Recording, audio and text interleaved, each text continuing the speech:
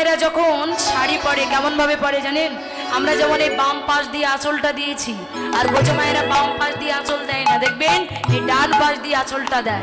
তাই গৌরহরি সেই রাধা ভাবে বিভোর হয়ে সেই ধুতিটা শাড়ির মতন করে পড়ে যাচ্ছে। মা যদি নহে দেখো বসনিয়া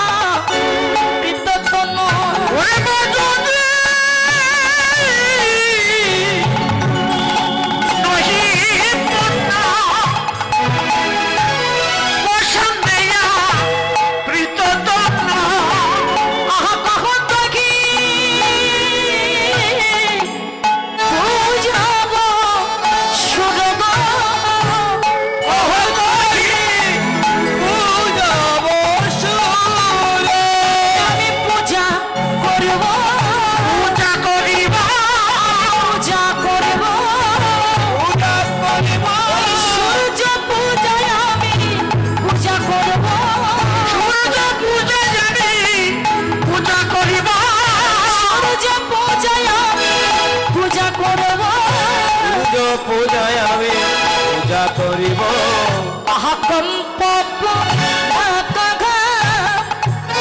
সর্বঙ্গ অনুপ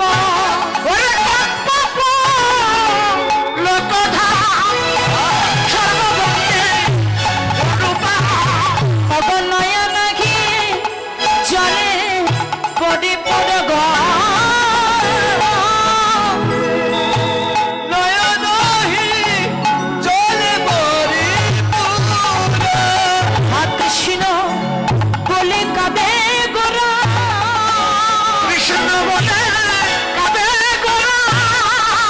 কৃষ্ণ বলে কাঁদে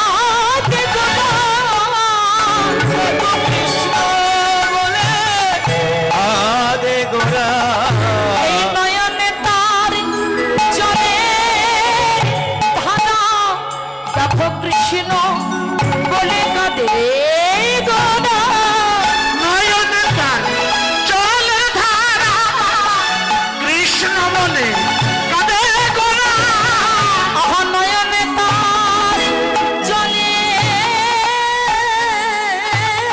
ধারা।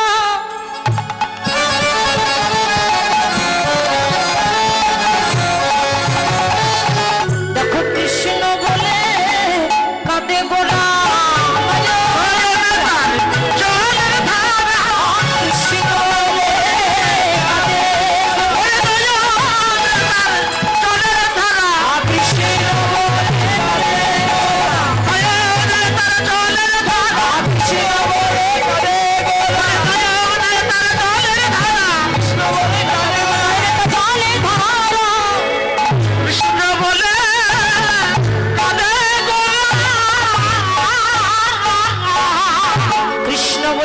কাঁদতে নদিয়ার পথে গৌর হরি আমার রাধা পাবে প্রেমে বিভোর হয়ে নদিয়ার পথ দিয়ে গৌরঙ্গ মহাপ্রভু চলেছেন। বৈষ্ণব কৈপদ করতে এক পাশে দাঁড়িয়ে বলছে, গৌর কেমন ভাবে যাচ্ছে জানো? চলনের গতিটা কেমন? কি গো চলনের গতিটা কেমন? কেমন ভাবে যাচ্ছে জানো? বা বাবু যোগী পূর্ণ বাসনাইয়া বৃহৎ